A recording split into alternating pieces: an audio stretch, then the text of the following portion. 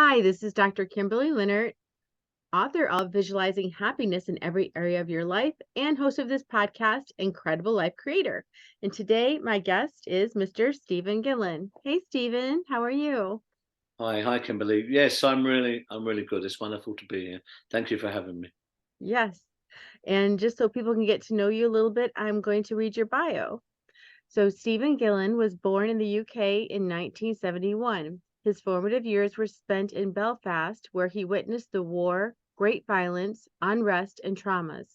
When a surrogate mother died of cancer, he was sent back to England, and after a succession of brutal children's homes and having to survive in London in his early teens, he was groomed into crime, going to a detention center for the first time, aged 14. In his early 20s, he received a 17-year sentence as a Category A prisoner, serving 12 years in prison, being labeled one of UK's most dangerous prisoners. Stephen's life path was dark, rough, and torturous. He hit rock bottom, lost everything. He learned he had to change his mindset and actions if he wants to survive. Stephen worked hard to understand and manage his behavioral problems, anger and violence issues, addiction, mental illness, criminality, isolation, abandonment, disempowerment, and poverty. Stephen is the author of 2 books. All of his work, his true calling, his life mission is to continue improving, supporting, and elevating the hundreds of millions, billions of people worldwide who need second chances and opportunities just as he did. Stephen Gillen is a serial international entrepreneur in diverse industries. He is also co-founder of multi-award-winning international media, branding and film TV company Roar Media Creative Studios. I am so glad to have you on here and very excited to hear your story because it just seems like it went from one end to the other. So tell us your story. It really did. I mean, the bio was. Thank you for reading that. It condenses so much, right? And of course, it's all a true story of how I had to navigate that. I mean, a lot of people, Kimberly, they say, "Oh, it's like a real metamorphosis, of course, which it is, like a 360. But how can you come from that to that, right? We're going to talk about that, but yeah, I'm a very, very grateful person, and I'm very happy to be here. So please ask some questions, and let's do it. Let's go there. Well, just tell me a little bit about your childhood so people have reality. Okay, what was it like during the war when you were a child? Yeah, I mean, I was taken to Belfast when I was about 6 months old. So I was a born baby. I had no recollection recollection of this, Kimberly, and it was all I knew in the formative years. Of course, I left there when I was 9, when my surrogate mother died of cancer. And it was determined I had to come back to England. So I was the little child on the case, alone, basically, with nothing, that had to come back to this country. It went downhill from there, by the way. But going back, what it was really like was, I was born in 71, so I was really there when the unrest and the war was really, really hitting it at its worst, right? And so it was martial law, riots all the time. It was a normal occurrence for me to hear, gunfights and people shooting it out from the flats all night. Wouldn't be anything out of the ordinary, or buses and barricades if you're walking down the road on fire. Just, you had to watch where you went, what you said, who you talked to. There was always that something in the air, soldiers everywhere. They just pull up, they jump out of course and all this stuff. And it was a very, very dangerous place. But for me, as a child, within the family unit that I had, they was quite religious. They was a very religious family. So I was very, very cocooned behind that, even more so, right? Because they was really kind people. They had really good values behind the door. So outside the door was a completely different world to that. And that gives you a bit of what it was like. Mm-hmm. And then, your mother dying, and anyone who's lost someone knows how difficult that is, and as a child not even understanding, why you're alone. So then when you went to England and you were in these children's homes, what happened there? There had, so you came from really this, even though there was war all around, this safe place, and now all of a sudden you were alone in these children's homes. Yeah, it's interesting, because I've really gone into this now with hindsight. Of course, some very, very um, educated people, some very, very professional people, and they say, look, the difference between fearlessness, Steve, and the fearlessness that you showed, after is in the childhood. So if you're treated with kindness and love in their formative years, then you know these are the people who go on to be adrenaline junkies, fighter pilots, all of this kind of stuff, right? But if you're treated with cruelty or stuff like that, and it's very bad, then a lot of these are the people who have a bad experience, and journey in the world, and go down the wrong path, and a lot of people say to me, just to say this, oh, was you mad, was you bad, like all of this stuff. I say, well, yeah, I was certainly some of the things at certain points in my life,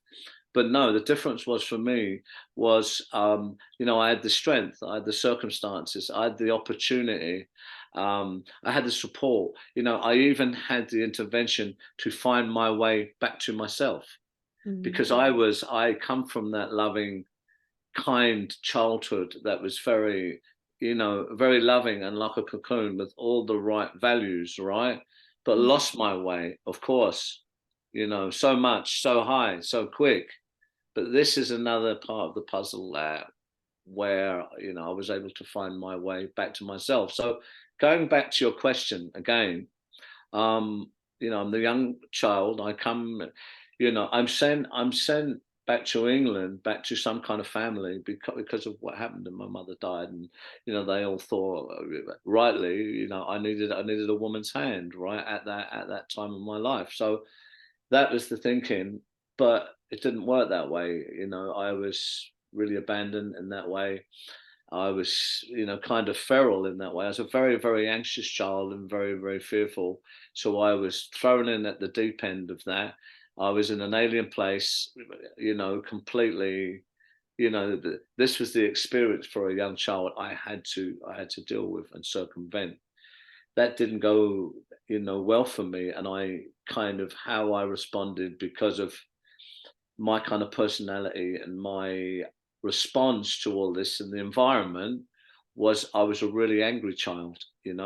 This was more probably self-protective. It was protective at trying to navigate these things. Mhm. And I was put into foster care and children's homes and all of that, and some of them was quite brutal, really, really brutal, and it just let me, I had a sense even earlier on that anything I ever loved I lost. I was alone in this life, right? And I Mhm. had to do whatever I had to do to survive, Kimberly. So there it was. Mhm. It almost seems like, well, I've lost anything, so it really doesn't matter as long as I can survive here. Yeah, Mhm. and of course you're very young, you see. And the other point that's important here is you're very susceptible to people, places, and things. Especially someone who's looking to belong. Mm. Looking for like surrogate families, friends, peer pressure, all these things. This is a very pivotal time in our development. So I was very open then at what path to take, but I was being prepared for failure, really, in a way, without even knowing it. It's not an excuse, Kimberly. Of course, I'm well over this now, but when I look back, a lot of people, I've been in some of the biggest platforms around the world. I've been doing this a long time, and they ask these questions. So it's about giving the jewels to people out there and not missing some of the important story points. Mhm. And you ended up in prison. And some people go into prison and they come out just as bad or worse than they were. They learned new bad things to do. Or some people go into prison and, they take a college course, or they actually grab onto the rehabilitation things that are available to them. So what makes the difference between someone, because I'm sure you met both people while you were there, what makes the difference between the people who decide to make themselves better, as better meaning more in the positive, healthy way, rather than continuing on a path of destruction? Do you know, Kimberly, you're such a wonderful soul, and I know you, like we do some work together and all that, and you really are a shining example of so much good things, right, in the world, right, and healing, the work that you do, all of this stuff, right. I know this, right, and there's a funny thing in the world saying that is there are dark forces in this world, and they do come through people, places, and things, and that actually is part of the contrast of the learning here. It Mm, is a kind of a spiritual war in a way for all of us at how we learn and we grow through all these experiences. That's for all of us, no matter where we come from, how it is, what our personality, what the epigenetics, whatever that is, right? That's mm, an interesting thing with the epigenetics, because this comes along, right? mm, And there's a lot of stuff in there that um needs to be healed or needs to be attended to as we come along this journey, right? This life journey, and that's not even really the deep stuff. I'm just putting it down how it is, right? In a general way that people can understand.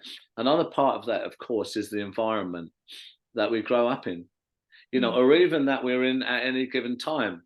It's scientifically proven that this really triggers human behavior, and it's the emotion then that then sets up the architecture, pretty much, in some kind of a way of, or the tone or the theme of where we're going next, right?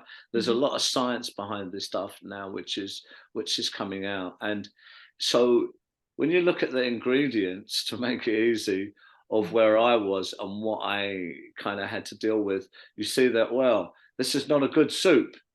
mm, This is not a good soup. So if we're putting in all these ingredients that are not good, harmful, destructive, not, these kind of words, negative, are right, mhm, then we that doesn't make for a good soup, right? That's gonna bear the fruit, right, as it was, right. So I'm mm, trying to put this into a form, that everyone can understand. And there was a lot of that stuff, there's a lot of that stuff in my life. mhm. Yeah. So while you were there, what made you decide to, I mean, you said there was like you hit rock bottom. Mm. There was nothing, there's nothing else you could lose. So what was the decision you made? There's always a decision when something changes. Oh, absolutely. I mean, I'm going to go back a little bit just to fill out for the audience about what we're talking here. So, Mm, we're talking about petty crime, in the early years, groomed. I was around a lot of kind of, I was around a lot of the real notorious criminals of the day who was much older, but I, had the access, exposure, and all that stuff to them, right? And groomed in many ways, didn't have the right role models. So, I've learned it's very important how we look at the world. mm, If our conditioning, our programming is that we look at the world as a place of suspicion, we can't trust no one, we take what we can when we can get it, all of these really, really, really negative, closed ways of being, then this is what our way of being is, right? If we look at the places, it's working for us. Everything's an opportunity. Everything is a gratitude for everything that we have, to have another wonderful go at this thing, mm, right? Do you know what I mean? Then this is what it's about, obviously. So, I mean, I obviously had that conditioning, the negative conditioning, and that life, it locks you in, Kimberly. It really does, in that dark way that you don't know anything else, and you can't get out of it, or you feel you can't get out of it. It's like quicksand. You know, it sucks you in, the people, places, and things. Mhm. And you know, quickly I went on to organized crime. You know, we're talking racketeering, we're talking a lot of the heavy stuff, which is really unfortunate and very shameful, you know, but there it was, right? You know, a lot of the violence, a lot of the really dark stuff. And of course that ended badly, as it was always, you know, was going to, you know, and I paid a big price for that, as I should have done as well, right? You know, I'd done 12 years. I was a category A prisoner, which is the highest security category. And that was a very desperate, painful place to be. So that's just to give the audience just a little more understanding of the tough bit there, Kimberly. Mhm. So what was, when you were there and kind of like stuck in that mindset, how did that mindset change? Was there a decision? Was there what happened that started you on the path? What was the first step? There's always a first step. I think everyone asked that question, and I knew I wanted out of that life for a long time. I'd seen through that life for a long time, but for me, certainly, you know, I had to hit a lot of rock bottoms. Life had to beat me up so bad that I needed that for me to see the reality of life, if you want to call it that, and what my journey needed to be. You know, and that's extremely painful. But still, I'm very grateful for that, for the chance to be able to do that, to circumvent that, to get to my true calling, you know, later on, you know. Again, this is part of the journey, right? You know, I do see it as that, you know. Mhm. So when you actually were released from prison and you were starting your new life, as it would, um, what was the first thing you did? Well, I just to come back a little bit, to put a bit more kind of flesh to the bones to that question you asked me, because it's important, was, you know, I mean, it was a very violent, desperate, paranoid existence, all of this stuff, you know. You know, I went through a lot of stuff, because of the way of being, the life I was living, all that darkness that you let into your life, right? You know, mental health. There was addiction there. There was all these kind of demons that come in, really, right? Once you open the door to one, Kimberly, then of course there are many more, you know, lining up behind it. This is the way that this works. This energy, you know, and this is part of it. You know, really taking you away. It can take you away so quickly. This kind of stuff, right? You know, it was certainly like, you know, like that for me. It's important to say, because we do have a choice in this, right? No matter how deep, you know, how black the darkness, you know, there was always, you know, the light and the right way, if you want to take that. And of course, this is always the right way, right? Mhm. So, but I got to a place as well where I couldn't hurt no one no more. I couldn't feel how I felt about myself, you know, and I couldn't really feel, you know, the way people would kind of look down at me as if they was better than me. Not that I thought I was better than anyone else, but I knew that that wasn't right. So Mhm. these was like a line in the sand, you know, and I had a couple of spiritual experiences, right? You know, but you know, when I was away, I had a, you know, I'll tell you about one. I know, you know, I know you're very spiritual. I was about 4 years into that sentence, and it was just so violent and everything. All the gang violence, like, was in there, and all the rest of it. And I had navigated myself into a place. I thought, you know, I'll fall on my sword, right? You know, like the Roman emperor. You Mhm. know, I'd navigated myself and thought, you know, I couldn't ever think I would get out of that place, or how would I be after 10 years of this living hell? I couldn't. You can't comprehend that, you know. And I was in segregation. You know, I'd probably done about 5 years in segregation, which was 23-hour bang up under the most strictest conditions, if you Mhm. imagine something like that. So, and um, I was really in that place of desperation where I thought, this seems like the easier option. Really, it seemed like the attractive, you know, option. And then there was, no, I remember it was about 2 o'clock in the morning. I was in the segregation cell, and then it wasn't that the cell, it was pitch black. It wasn't that the cell got bright or a big light. It just felt softer and brighter. But I felt this big energy come down, and it was so profound, and it was such a feeling of love Mm. and comfort and healing. And it come down. It was so profound because it kind of come from the corner of the ceiling, this invisible whatever it was, and it come down. But then it slowly rested on me. I was in bed, and it kind of stayed. It seemed like it stayed for ages, but of course it didn't. It kind of been more than a few minutes or whatever. But it just stayed with me as if it was taking all of that anguish, all of that pain, all that stuff away from me. And then it, as slowly as it had wrapped around me, it slowly lifted off me, and went again. And it was like it had just taken that stuff away. I was still there, but it had taken that stuff away. And that was, that was a spiritual experience that was really, really, really profound for me. And sometimes there'd even be, in the worst moments, there were certain things that would, that voice that would say to me, you have to go through this.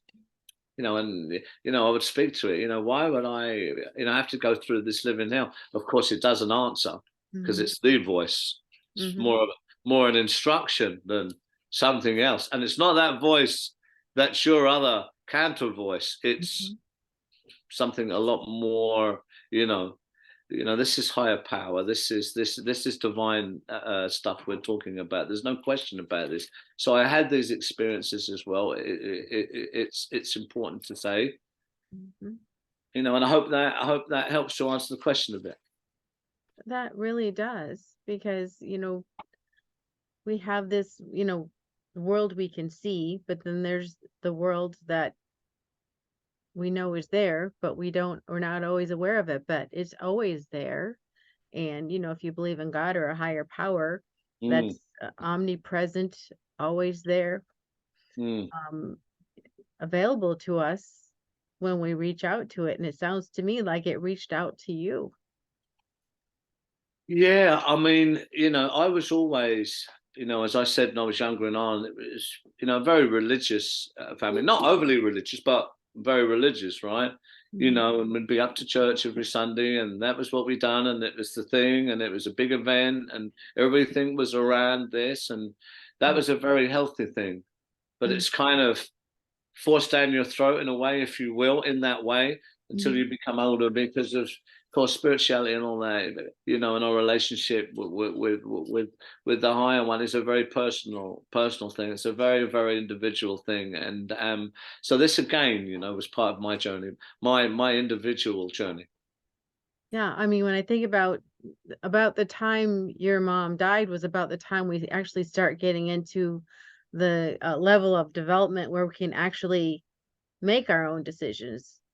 So you had the religious background or the teaching, but when you're so young, you don't really have the logical, or the sense to make any decisions about it. You're just really just absorbing everything. And so right about the time you had a time to make a decision, it was just like cut, broken, um, which probably had a lot to do with what happened once you got to England, especially with, the way you were treated. And um about the time you were starting to make decisions for yourself. Yeah, yeah, absolutely. It's it's that part of the journey, and the other part, which is so important, which is crazy, and such a busy lifestyle for all of us that we can very easily become oblivious to. But that's the cart before the horse, Hmm. right? And it's the wrong way around. And life will also teach you that as well. It's also taught me that, and this is a good thing. Hmm. Well, now that's, the first part of your life, but now the second part of your life looks totally different, like black and white. It looks totally different. So, um, what are you doing now? How did you get into doing what you're doing?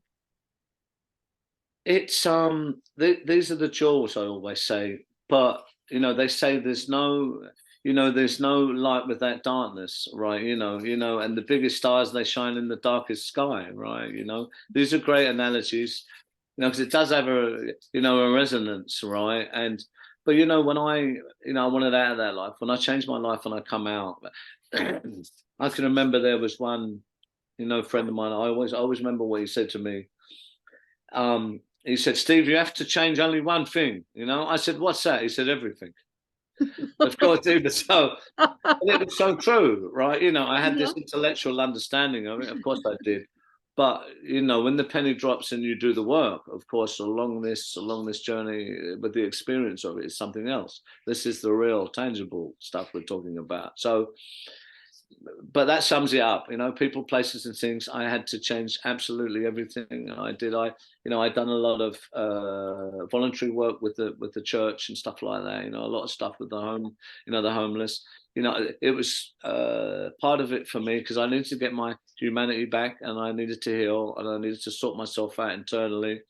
And I used to love that because we'd go there, we'd mop the floors, we'd cook the dinner, we'd make the beds. But some of the best of it was just to talk to these people and be no one, be invisible. And I loved that. It was the best thing. It was more than all the money in the world, really. And you see that these are the right things. It's very easy because it's not in money or glory or anything like that. It's in how you feel, and that real stuff that everything's telling you that this is a wonderful thing. It's the giving. It's the selfless giving of that in the right way at the right time.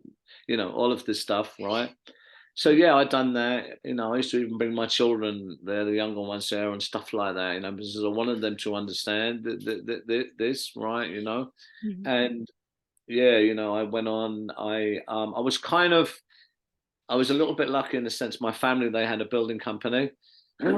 um, they used to build roads, very, very hard work, hard labor, all kinds of weather and all that stuff. But my family was very tough, because of the way that I've been. Of course, I didn't get no easy ride. I had to start at the very bottom, and I had to be, I was giving it worse than everyone else. Let me just make that clear, right? Seriously, I had to do a lot more than everyone else as well for a lot less, and that was part of the training, right? It was part of the course, right? So I started off, God, digging, covered in, what, all kinds of weather, right? Very, very hard work, but I like that too because I needed to understand about honest work. That was another part of it for me, and right, that really helped me too. I started off as a 70 pounder, a day labourer, right? Working all hours, right? Within 18 months, I'd gone on to be a supervisor, to run in my own contracts, 25 men and £600,000 worth of plant. I went to university, I got a business degree. I finished in the top three there of that. Do you know what I mean? To going on to start my own first company, within 18 months. So when the lights come on, really, and I had like it was time for me, they come on, Kimberley. That was the start of it. That's beautiful. So you were in the, construction road building, but how did you get to what you're doing now? Because you're not building any roads right now. You look quite clean and dressed up and look nice. So Yeah, no, that's the first part of the story, of course, and I kind of more is revealed, really. It is more is revealed to us all the time, right? It was that way for me as well. So it's kind of coming in that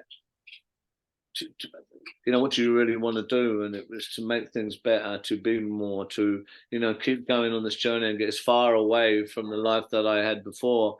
So I started talking about my story. I started doing public speaking. I started getting on the stages. I started meeting a lot of media people. I met someone one day. I was I learned how to, I wrote and made some documentaries, right, and stuff like that. I met someone one day who I started a media company with earlier on because I knew I needed to learn marketing and all other stuff. So that was when I kind of went that way. But look, I've gone on so much from that, as you know, and I can tell you a little bit more about the next part of that now. have you another question? Yeah. So, well, I mean, the way we met is that you have your PR company, and you help people who want PR or media, or want to find someone who actually has the connections to be able to promote their story or their business or whatever it is they want to promote. So, how did you get into that? Yeah, this is just one part of it. So look, I'm a best-selling author. Um, my life story has been optioned to be a major film now. Um, I've just signed a two-book deal, for instance. So my last book, The Monkey Puzzle Tree, right, of course, which was a real big hit, that is coming out now as a second edition with another mainstream traditional publisher now early next year. So I've got literary agents, editors and all that around that now. So that's going to come out early next year. We're working on that now. It's the same story, but it's being repackaged. We have the untold chapters and all that stuff in there because I'm still here. Obviously, I'm not someone who's passed. There's a living history. There's still a lot going on, and that's going to be called Extraordinary. Stephen Gillen, The Search for a Life Worth Living. This is the next book. That's going in all the shops around the world. There's tours and stuff behind that.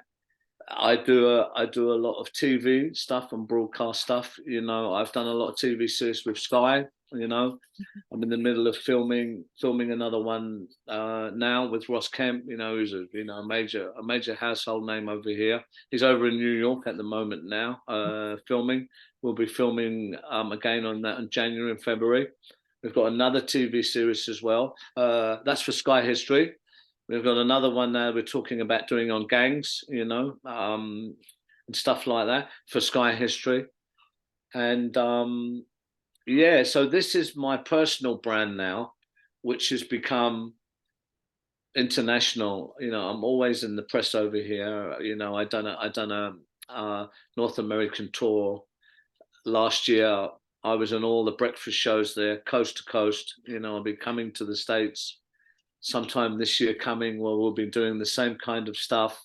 Mhm. Um, but through this journey, I've built a lot of different businesses. I met my partner, Daphne DeLucci, who's a big angel, an amazing human being, super skilled. Something about her, she was Tom Jones's PA, Mhm. the singer for 4 years. This is years ago. She's much more than that. She's a big brand personal producer and multi-skilled. But when we got together as well, we made a lot of magic in that way, in that sense, right? That was meant to be, and we went on to create Raw Media Creative, which builds international brands, Kimberly. Mhm. We're very good at the big stuff. I think we've got about 32 brands at the moment. We're also a film TV production company. Mhm. So, we do book to film, book to TV series. I deal with like a lot of the studios and all that stuff now. I'm a executive producer as well as CEO there, as well as founder. But one of the things that I'm really, really, really good at, of course, with the branding and building people's profiles, having traveled this journey myself and been very, very successful at it, is all the contacts and all the skill I have, of course, in PR and stuff like that, and really getting people valued for the amazing stuff that they do in the world. Yeah, that is so true. I think we had some of a conversation about this. There's a lot of people who are experts in their fields, and they're so, I'm one of those people that I'm just so narrow on. I'm so good and mastered what I've done, but I don't know how to speak in simple English to explain to people what it is I have to give them or what I can share. And that's where you come in. You come in with it's almost like you're the translator between the professional and the public. And now the public goes, "Oh, that's what you meant. Oh, yes, we do want that." But it's sometimes it's hard when you're in it so deep to actually communicate it in a way that people can understand. Oh, absolutely. I mean, they say when you're in the bottle, you can't read the label. Do you know what I'm saying? That's a great analogy. I love that one. And it is, it's like that. I mean, with us, one of the, I'm so privileged to do what I do, and meet and work with really wonderful people. In many ways, I think there's so much more wonderful than I would ever be, even like yourself. I mean, you're a doctor, you feel so many people, you've been so dedicated to the to the things that you do, which has helped so many. I mean, I'm in that place now where I'm privileged enough to be doing the same in a different area. So I've found my path, right, finally. But it is that translation and that skill with, and the contacts and being, knowing how to engineer and strategically brand the line, but package that messaging in the right way so people get valued. Because what I realize with so many great people in the world, diverse industries, Kimberly, yourself, really, they're not being valued in the right way. So I start there. It's one of the places that I start. Where is the value proposition here? Why is that not right? What do we need to do to package that in the right way so we can circumvent any obstacles there may be or blind spots and make that impactive, right? And be valued again in the right way so we can start, going in the right direction for people for what they want. That's really it. Mhm. Exactly. So, just wanted to ask you about some of your personal projects. So I know you're doing other things. You have more media, but you have other businesses. You have, I don't know if you'd call them charities or projects, but what things are you doing in that area? Yeah, we've always got some wonderful things going on. We're doing a lot of events for some wonderful people at the moment, which helps so many, like different awards, and I like that. Another thing we're doing is I'm a brand ambassador for a new accountable, decentralized digital currency, Flowcoin. Now this is different in the sense, they're going towards getting regulated, of course, right? But for them to be regulated, and there's a lot of legalities behind this that makes it very, very accountable. This is the first thing. There's a lot of big racing drivers, golfers, sportsmen, already sponsoring this and different things. Is they have to put a lot of money into the charitable arm of this, um,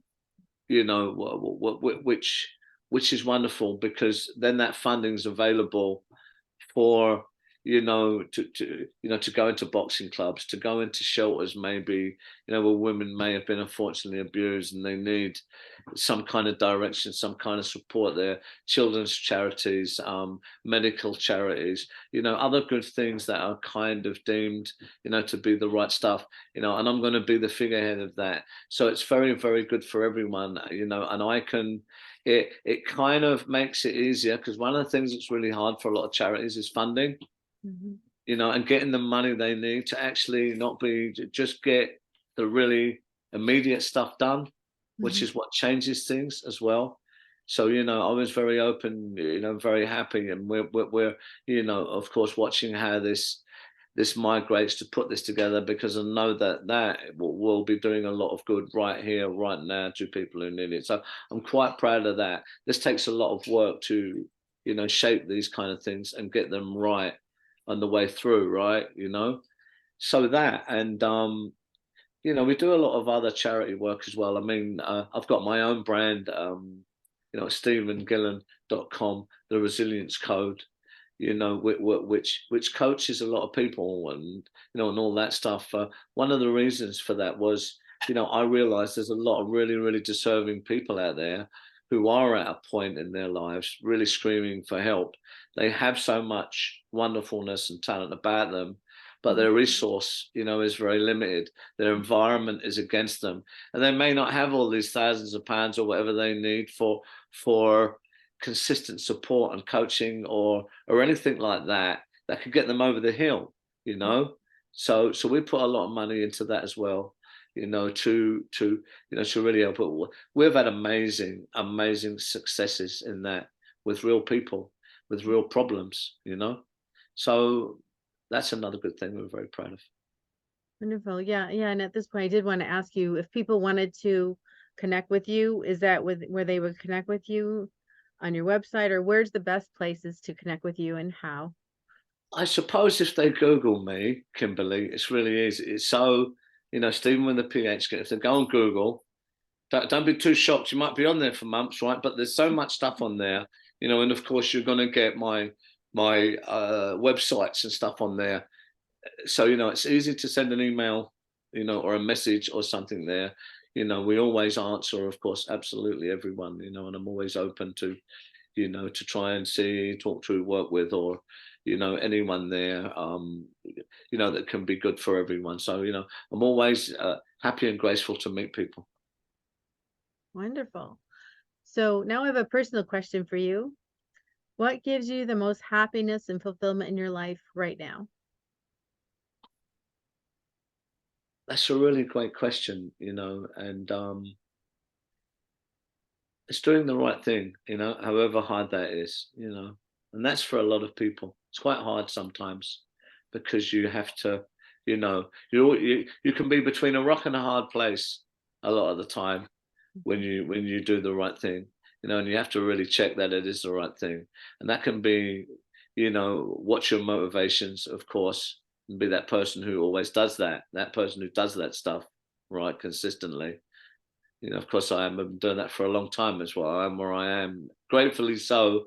But it's still going to be hard because not everyone, even your close ones, will see everything and completely understand what needs to be done for the right reasons in the right way. It's important to keep your heart pure with that, but you have to be strong as well.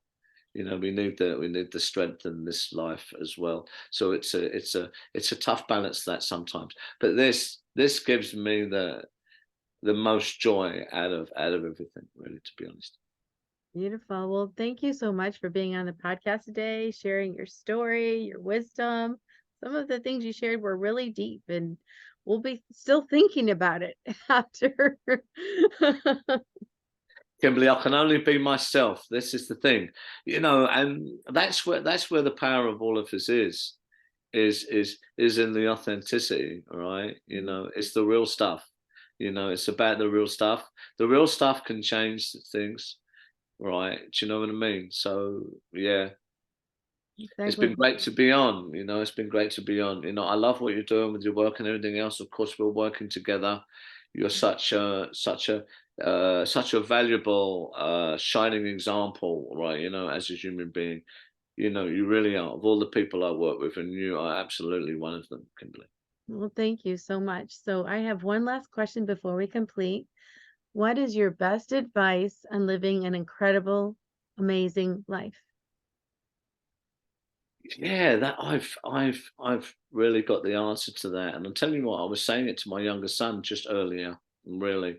And I said to him, I said, look, always focus on the little details and get them right. I said, get all the little details right. If you make your bed well. Mm. Always think before you open your mouth. Do you know what I mean? If you're washing the kitchen, if you're going to, whatever you do, the little details with that, focus on doing that well. And the big stuff will take care of itself. I love that. Thank you so much, Stephen. No worries. Thank you. Thank Mhm. you for having me on. We'll talk to you again soon.